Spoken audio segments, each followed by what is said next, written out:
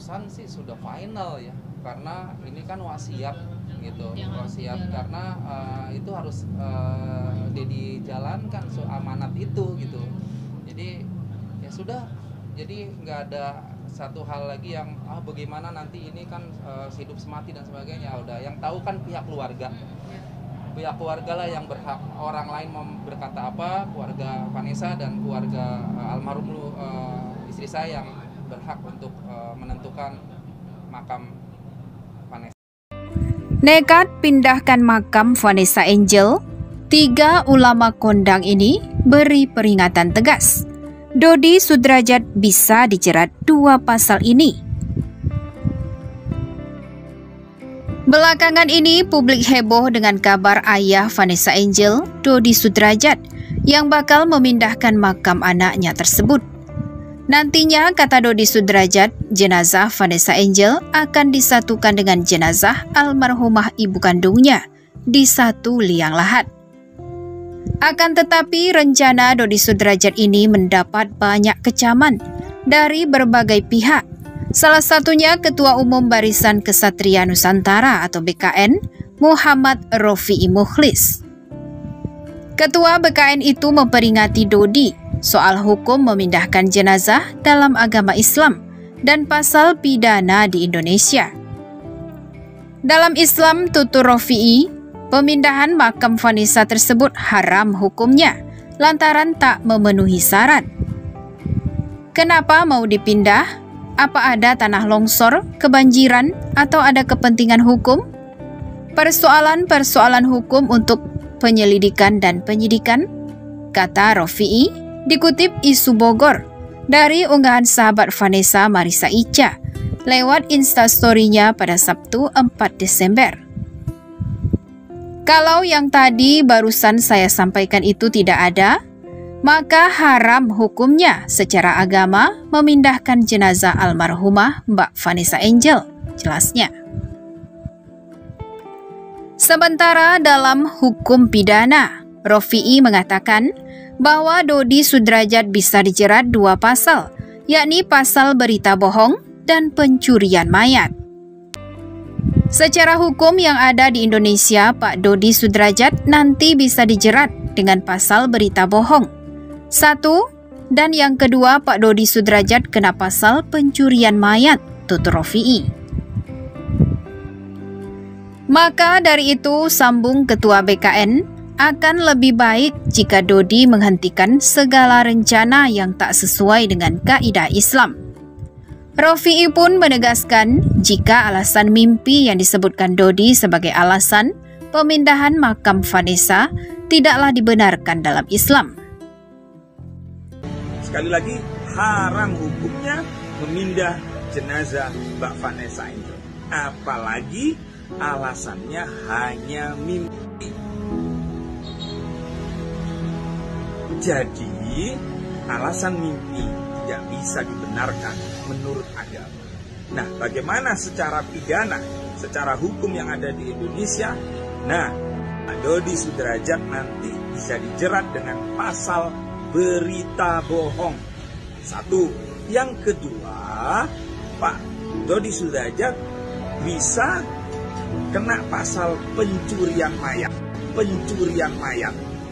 Maka dari itu, Pak Dodi Sudrajat, mohon maaf, hentikan rencana-rencana yang tidak sesuai dengan kaidah agama Islam. Sementara itu, Ustadz Abdul Somad atau Karib disapa UAS juga menjawab pertanyaan mengenai hukum Islam memindahkan jenazah yang sudah terkubur di liang lahat. Kasusnya sama seperti rencana dari Dodi Sudrajat yang akan memindahkan jenazah anaknya Vanessa Angel dari TPU Malaka ke makam baru agar berdampingan dengan mendiang ibunya. Ustadz Abdul Somad atau UAS sempat menjawab pertanyaan mengenai pemindahan makam dalam sebuah acara ceramah seperti dikutip dari YouTube Damai Islam. Kenapa dipindah? Dipindah karena abrasi atau pengikisan tanah? Karena air sungai naik?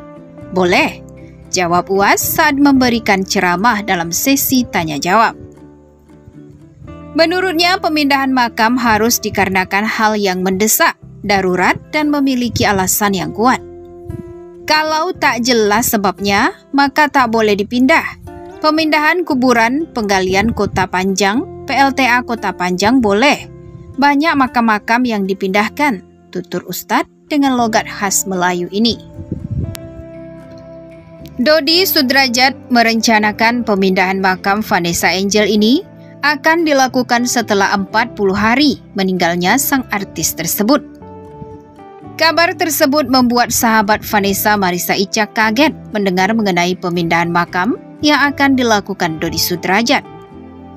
Ia bahkan tak menyangka kalau Dodi, ayahanda sahabatnya itu, berani melakukan hal seperti itu. Kaget ya, nggak nyangka aja bisa berpikir memindahkan makam Vanessa, ujar Marissa mengutip dari Tribun. Buya Yahya melalui kanal YouTube Al-Bahjah TV. Ia menyampaikan mayat tidak boleh dibongkar lagi, kecuali karena 3 hal. Berikut ini 3 hal yang memperbolehkan kuburan dapat dibongkar kembali. 1. Lil Usri. Misalnya mayat tersebut dikubur tidak tahunya terdapat kesalahpahaman terkait pemandian jenazah, sehingga dikira jenazah sudah dimandikan padahal belum. Namun jenazah tersebut sudah keburu dikubur. Hal ini diumpamakan oleh Buya Yahya, semisal jenazah tersebut dikirim dari satu daerah dan saat ditanya sudah dimandikan atau belum, dijawab sudah. Kemudian karena sudah dimandikan, untuk apa dimandikan lagi? Rupanya di pihak sana bilang sudah karena panik, padahal belum dimandikan, tapi sudah dikubur. Lalu Buya Yahya menerangkan jika hukum memandikan jenazah ialah wajib, maka boleh dikeluarkan dengan syarat jika memang mayat tersebut belum berubah. Kalau sudah menjadi busuk, jangan, nanti bahaya, gunjingan orang, tidak enak yang hidup, yang sakit, tutur Buya Yahya. Maka kalau sudah mayatnya busuk tidak perlu, karena sudah kelewat waktunya, tegasnya. 2. Diperbaiki untuk menghadap kiblat. Alasan kedua di mana jenazah boleh dibongkar kembali jika ingin memperbaiki arah kiblat jenazah. Misalnya, saat menguburkan jenazah tersebut salah kiblatnya. Hal ini lantaran ada orang yang bingung mengenai arah dan mata angin. Lah, ini orang bingung, panik dia, ngubur jenazah, pokoknya harus ngadep ke barat menurut dia. Digali, dipikir sudah ngadep ke barat, rupanya ketuker, tutur Buya Yahya. Sehingga lantaran kesalahan tersebut, maka kuburan boleh dibongkar lagi. Dibongkar lagi karena harus menghadap ke kiblat. Wajibnya kita menghadapkan mayat ke kiblat, jelas Buya Yahya. Untuk diketahui, ini boleh dilakukan jika jenazah belum mengalami perubahan seperti rusak dan membusuk. 3. Membawa harta. Alasan kuburan boleh dibongkar jika memang jenazah yang sudah dikuburkan membawa perhiasan atau harta yang belum dilepas.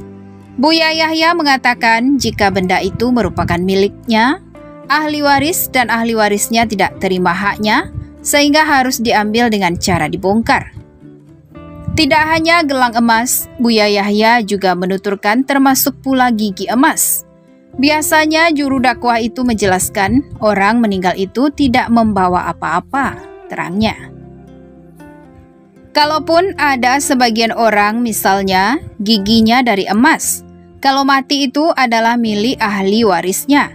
Kalau ahli warisnya tidak rela, maka itu boleh dicopot emasnya, kata Buya Yahya. Namun, apabila ahli warisnya merelakannya dan tidak tega membongkar makam tersebut, maka tidak masalah. Dalam fikih boleh orang patah giginya diganti dengan emas. Karena ini keadaan darurat, karena waktu itu logam yang terbaik adalah emas. Sampai saat ini pun masih bisa dipakai, biarpun ada penggantinya. Begitulah ulama mengatakan, pungkasnya. Ternyata hukum soal memindahkan makam ini juga dibahas oleh Habib Utsman bin Yahya. Ia menjelaskan bahwa haram hukumnya untuk memindahkan makam tanpa alasan yang jelas. Hukum memindahkan makam dari satu tempat ke tempat yang lainnya, hukumnya haram, tidak diperbolehkan tanpa ada alasan yang dapat dibenarkan, ungkap Habib Utsman bin Yahya, dikutip dari Detikom pada Jumat 3 Desember. Para ulama juga menjelaskan bahwa pemindahan makam hanya boleh dilakukan karena keadaan darurat, sedangkan alasan pemindahan karena ingin dekat dengan makam keluarga itu tidak dibenarkan dalam ajaran Islam. Ulama fikih tidak membolehkan memindahkan kecuali dengan keadaan darurat.